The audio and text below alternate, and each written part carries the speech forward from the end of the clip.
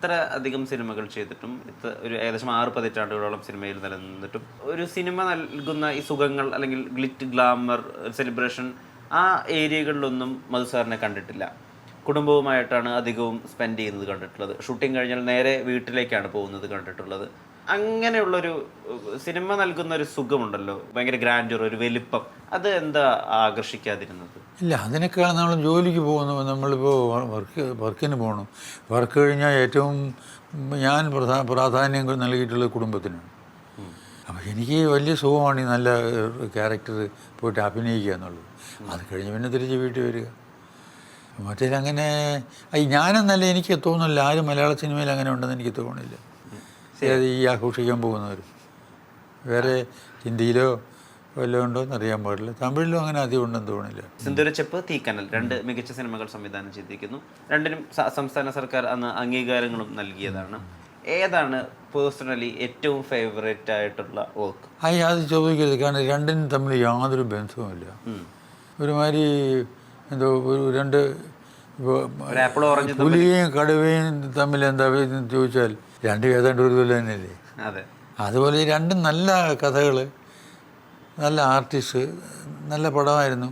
അത് ഷൂട്ട് ചെയ്യാനും സുഖമായിരുന്നു, അഭിനയിക്കാനും സുഖമായിരുന്നു, പുറത്തു വന്നപ്പോൾ ആളുകൾക്ക് കാണാനും സുഖമായിരുന്നു. അടുത്തടുത്ത വർഷങ്ങളിലാണ് ഈ 2 സിനിമകൾക്കും വലിയൊരു അംഗീകാരമൊക്കെ കിട്ടുന്നത്.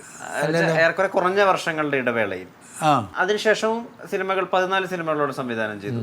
അതിനുശേഷം സംവിധാനം ഒരു 90-കൾക്ക് ശേഷം വളരെ കുറയുകയും പ്രൊഡക്ഷൻ മാത്രമാവുകയൊക്കെ ചെയ്തിരുന്നു. എന്താ സംവിധാനം കുറഞ്ഞു പോയത്? അത് ഈ സംവിധാനം എന്നുള്ളത് നമ്മുടെ നാട്ടിൽ ഈ സംവിധാനം എന്ന് പറയുന്നത് ക്യാമറയിൽ നിർത്തി ഉള്ളപ്പോൾ ഷോട്ട് എടുക്കുക മാത്രമായിട്ട് മാറി. സംവിധായകൻ ഷോട്ട് എടുക്കുന്നു, ഇതെല്ലാം കൊണ്ട് എഡിറ്ററിൽ കൊടുക്കുന്നു, അയാൾ കട്ട് ചെയ്യുന്നു, പിന്നെ അങ്ങോട്ട് അതിന് മുമ്പുള്ളതെല്ലാം അങ്ങനെയാണ്.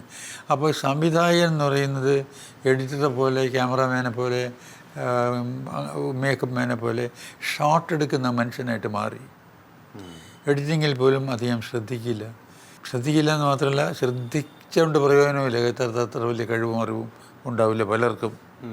അപ്പോൾ ഇതിൻ്റെ എനിക്ക് വേണ്ടി വന്നത്, ഞാൻ ഈ പ്രൊഡ്യൂസർ എന്ന് പറയുന്ന ആൾ നമ്മളെ മനസ്സിലാക്കിയിട്ടുള്ളത് കാശും കൊണ്ടുവരുന്ന ഏതെന്നൊരു ഒരാൾ മനസ്സിലാക്കിയിട്ടുള്ളതല്ല, യാഥാർത്ഥ്യവും കുറേ അങ്ങനെയാണ്. അയാൾക്ക് ഈ പടത്തിൻ്റെ കഥയിലോ അല്ലെങ്കിൽ അതിൻ്റെ ടേക്കിങ്ങിലോ അതിൻ്റെ ഗുണത്തിലോ ഒന്നും യാതൊരു എന്തെന്ന് പറയാൻ ബന്ധമുണ്ടാവില്ല, ഇല്ലേ? മാറി നിൽക്കുന്ന ഒരു മനുഷ്യനാണ് പലതിലും. എല്ലാ പ്രൊഡ്യൂസേഴ്സിനും കുറിച്ചല്ല ഞാൻ പറയണത്. അപ്പോൾ പ്രൊഡ്യൂസറാണ് ഇത് റിയൽ പ്രൊഡ്യൂസർ. അയാൾ സ്ക്രിപ്റ്റ് ടു സ്ക്രീൻ, ചിലപ്പം അത് കഴിഞ്ഞും ഈ സിനിമയെ കൊണ്ട് നടക്കുന്ന ആളാണ് എൻ്റെ മനസ്സിലുള്ള പ്രൊഡ്യൂസർ. അല്ലാതെ ഈ കാശ് കൊണ്ടുവരുന്ന ആളിനെ ഫൈനാൻഷ്യർ എന്ന് പറയാം, അല്ലെങ്കിൽ പ്രൊപ്പറേറ്റർ എന്ന് പറയാം. He is not the producer, because he is not producing it. Produce ചെയ്യുന്ന ബാക്കി അതിലുള്ള ടെക്നീഷ്യൻസും ആർട്ടിസ്റ്റും ഒക്കെ കൂടെ ചേർന്നിട്ടാണ്. അപ്പോൾ പ്രൊഡ്യൂസർ എന്ന് പറയുന്ന ആളാണ് ഇതിൻ്റെയൊക്കെ മുകളിലുള്ളത് എൻ്റെ മനസ്സിൽ. ഈ സിനിമ ഷൂട്ട് ചെയ്ത് സിനിമയാക്കുന്ന ഡയറക്ടറും, എഡിറ്റ് ശരിയാക്കുന്ന എഡിറ്ററും, മ്യൂസിക് ഡയറക്ടറും, നേരെ വിളിയപ്പോൾ സ്ക്രിപ്റ്റ് എഴുത്തുകാരനും, ക്യാമറാമാനും, ഇതൊക്കെ പോലെ അവരും ഇവരെയൊക്കെ അതിനുമുപരിയായിട്ട് ഈ പ്രൊഡക്ഷൻ്റെ മറ്റു കാര്യങ്ങളും കൂടെ നോക്കി നടത്തുന്ന ഒരാളാണ് എൻ്റെ പ്രൊഡ്യൂസർ. അതാകാനായിരുന്നു എൻ്റെ അടുത്ത ആഗ്രഹം. ഈ ഡയറക്ഷൻ കഴിഞ്ഞപ്പോൾ എനിക്ക് പ്രൊഡ്യൂസറാകണമെന്ന് തോന്നി. അപ്പം ഞാൻ ചുമ്മാ കാശ് മുടക്കിയിട്ട് മാറി നിന്നിട്ട് കണ്ടുകൊണ്ടിരിക്കുന്ന ഒരാളല്ല. ബട്ട് ഇതിൻ്റെ ഓരോ ഫ്രെയിമിലും ഞാനുണ്ടെന്നുള്ളതാണ് സത്യം. അതുകൊണ്ടാണ് ഞാൻ എൻ്റെ ഡയറക്ടർ എന്നുള്ള ഇത് വരാത്തത്. ഞാൻ producer is the man who makes the film. ഈ പ്രൊഡക്ഷനിലേക്ക് കൂടി കടന്നപ്പോൾ മധുസാറിലേക്ക് ഒരു പേടി കലർന്ന ബഹുമാനം, മധുസാർ എന്ന് പറഞ്ഞാൽ ഒരു ഭയമുണ്ട്, ആളുകൾക്ക് അടുക്കാൻ, ഒരു ആശയം പറയാൻ ഒരു ഭയമുണ്ട്, അങ്ങനെ പൊതുവിലൊരു അഭിപ്രായം രൂപപ്പെട്ടിരുന്നു. അതിനെപ്പറ്റി അറിവുണ്ടായിരുന്നു? ഇല്ല, അതുകൊണ്ട് അതെനിക്ക് തോന്നുന്നു. ഞാൻ ഈ പണ്ടില്ലേ വാദ്യാരായിരുന്നല്ലോ, അപ്പോൾ ഇപ്പോഴും എൻ്റെ മനസ്സിൽ ആ പിള്ളേരെ പഠിപ്പിച്ച ഒരു സംഗതി കിടപ്പുണ്ട്. ഇപ്പോൾ ഏത് പ്രായം അതല്ലേ. അപ്പോൾ 2 വർഷം അത് പഠിച്ച് വന്ന് കഴിഞ്ഞ ഒന്ന് ക്ലാസ്സിലിരുന്ന് പഠിച്ചത്, അത് കഴിഞ്ഞ് നേരെ 2 വർഷം കോളേജിൽ ലെക്ചറായിരുന്നപ്പോൾ എൻ്റെ മുമ്പേ ഇരിക്കുന്ന എല്ലാം കുട്ടികളല്ലേ, അവരുമായിട്ടാണ് ഈ 2 വർഷവും സംവദിച്ചുകൊണ്ടിരുന്നത്. അപ്പോൾ അത് മനസ്സിൽ കിടന്നതാണോ എന്ന് സംശയമുണ്ട്. പിന്നെ വീട്ടിലാണെങ്കിലും അതെ, എൻ്റെ കൂടെ ഉണ്ടായിരുന്നത് 4 സിസ്റ്റേഴ്സാണ്, അത് 4 ഇളയത്. അപ്പോൾ എനിക്ക് ചേട്ടനില്ല, അമ്മാവനില്ല, അച്ഛനുണ്ടായിരുന്ന. അച്ഛൻ പലപ്പോഴും വീടിന് പുറത്തായിരുന്നു ജോലി ചെയ്തിരുന്നത്. അതൊക്കെ എപ്പോഴും 24 മണിക്കൂറും അല്ല, ഒരു മാസത്തിൽ ആദ്യമൊക്കെ അച്ഛൻ മാസത്തിലൊരിക്കൽ 2 മാസത്തിലൊരിക്കലൊക്കെ 2 ദിവസത്തേക്ക് വരെ ഉണ്ടായിരുന്നില്ല. അച്ഛൻ പല സ്ഥലത്താണ് ജോലി ചെയ്തിരുന്നത്. അപ്പോൾ ഇതിൻ്റെ ഒക്കെ കൂടി തന്നെ ഒരുമാതിരി ഒരു അധ്യാപകൻ എൻ്റെ മനസ്സിൽ കയറി, ഈ പിള്ളേരുടെ ഒരു അധ്യാപകൻ വീട്ടിൽ. പിന്നെ അത് കഴിഞ്ഞിട്ട് വന്നപ്പോൾ കോളേജിൽ എനിക്ക് തോന്നുന്നു ആ ഏജിൽ, ആ പ്രായത്തിൽ കടന്നുകൂടിയ അധ്യാപകനായിരിക്കും ഈ കുഴപ്പമുണ്ടാക്കിയത്. മധു സാറിൻ്റെ അച്ഛൻ കുറെ കൂടി കർക്കശക്കാരനായിരുന്നു എന്നും വളരെ സ്ട്രിക്റ്റ് ആയിരുന്നു എന്നും, അതുകൊണ്ട് ഒരു മകൻ എന്നുള്ള രീതിയിൽ സ്നേഹം പ്രകടിപ്പിച്ച് അങ്ങോട്ട് അടുക്കാൻ സാധിച്ചിട്ടില്ല എന്ന് വായിച്ചിട്ടുണ്ട്.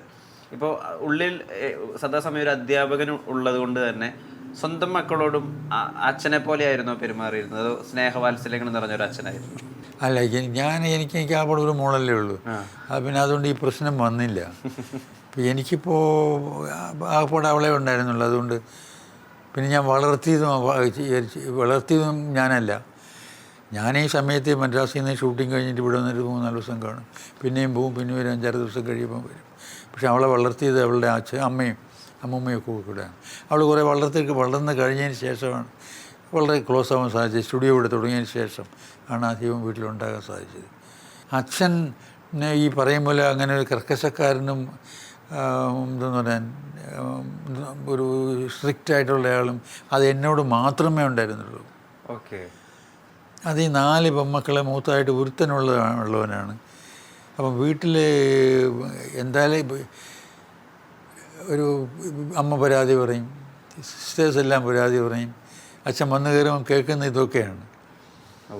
മനസ്സിലായി? അത് കാരണം ഇവന് നന്നായിക്കോട്ടെ എന്ന് വെച്ചിട്ട് കാണിച്ച മണ്ടത്തരമാണ്. മധു സാറിൻ്റെ ഒരു ചേഷ്ടകളും അല്ലെങ്കിൽ ഒരു രീതിയിലുള്ള മധു സാർ ടെംപ്ലേറ്റുമായി ഒരു ബന്ധവുമില്ലാത്ത 2 കഥാപാത്രങ്ങൾ, ഒന്ന് ഉമാച്ചുവിലെ മായനും അതുപോലെ കുടുംബവിശേഷത്തിലെ രാഘവക്കുറുപ്പും ആണെന്നാണ് പൊതുവിൽ ഫിലിം ക്രിറ്റിക്സ് ഉൾപ്പെടെ പറയാറ്.